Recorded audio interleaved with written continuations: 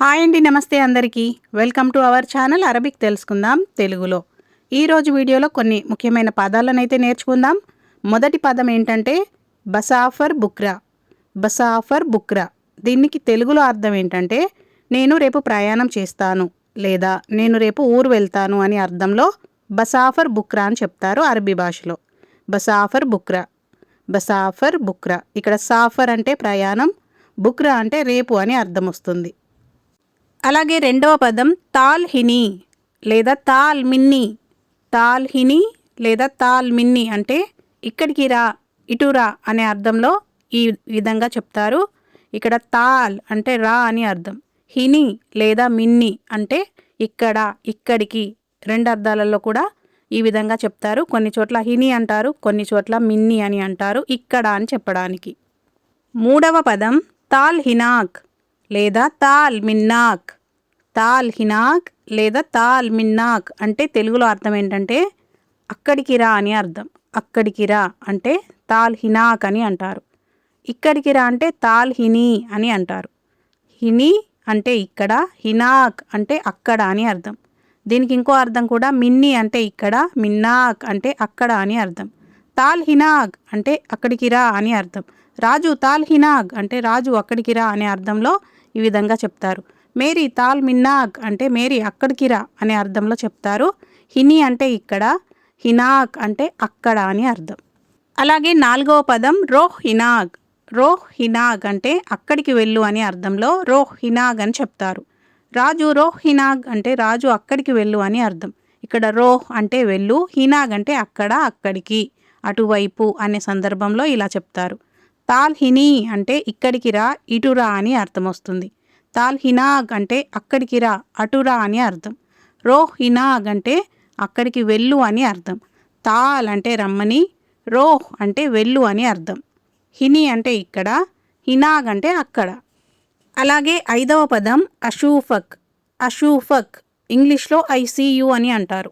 అరబీలో అషూఫక్ అంటే తెలుగులో అర్థం ఏంటంటే నేను నిన్ను చూస్తాను లేదా తరువాత కలుస్తాను అనే అర్థంలో అషూఫక్ అని అంటారు. ఇక్కడ ఆ అంటే నేను అని అర్థం వస్తుంది. షూఫక్ అంటే నిన్ను చూడటం.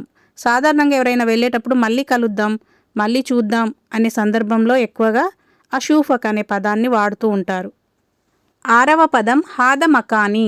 హాద మకానీ అంటే ఇట్స్ మై ప్లేస్. హాద మకానీ అంటే తెలుగులో అర్థం ఏంటంటే ఇది నా స్థలం, ఇది నా చోటు అని చెప్పే సందర్భంలో హాద మకానీ అని అంటారు అరబ్బీ భాషలో. ఇక్కడ మకాన్ అంటే స్థలం, మకానీ అంటే నా స్థలం, ఇది నా చోటు అని చెప్పడంలో మకానీ అని అంటారు. ఎప్పుడు కూడా అన మకాన్ అని చెప్పొద్దు. అన అంటే నేను, మకాన్ అంటే స్థలం. నేను స్థలం అని వస్తుంది. ఎప్పుడు కూడా అన మకాన్, అన టెలిఫోన్ అని చెప్పకండి, అన సయ్యారా అని చెప్పకండి. నా కారు అని చెప్పాలంటే సయ్యార్తి అని చెప్పాలి.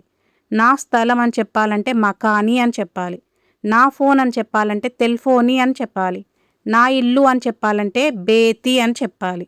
అంతేగాని అన మకానీ అంటే నేను స్థలం అని వస్తుంది. మీరు పలకడం రాంగ్ అవుతుంది. ఎప్పుడు కూడా మకానీ, బేతి, టెలిఫోనీ, సయ్యార్తి అంటే నా కారు, నా ఇల్లు అనే సందర్భంలో ఇలా చెప్తారు. ఏడవ పదం హత్. హత్ దీనికి తెలుగు అర్థం పెట్టు అని అర్థం. హత్ అని అరబీలో అంటే తెలుగులో పెట్టు అని అర్థం వస్తుంది. హత్ హినా అంటే ఇక్కడ పెట్టు అని అర్థం. హత్ హినాగ్ అంటే అక్కడ పెట్టు అని అర్థం.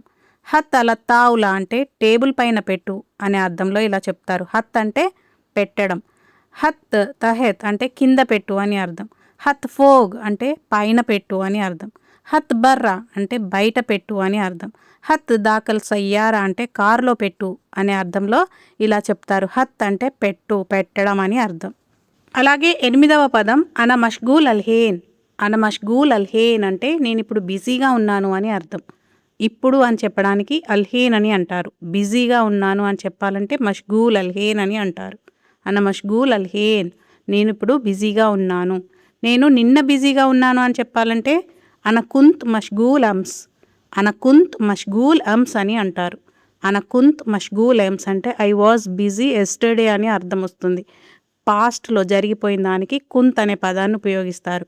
అన కుంత్ మష్గూల్ అమ్స్ అని అంటారు. నేను నిన్న బిజీగా ఉన్నాను అని చెప్పడానికి. అలాగే 9వ పదం హువ మా యువాఫిక్ లేదా హువ మా యర్దా.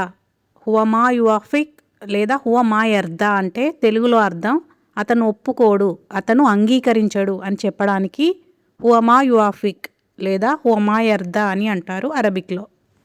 అలాగే 10వ పదం అన అతీక్ ఫ్లూస్.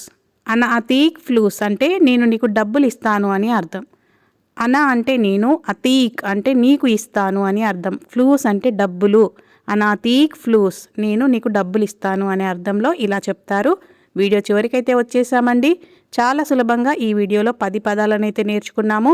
అలాగే మరొక కొత్త వీడియోతో మరికొన్ని కొత్త పదాలతో నెక్స్ట్ వీడియోలో మళ్ళీ కలుద్దాం.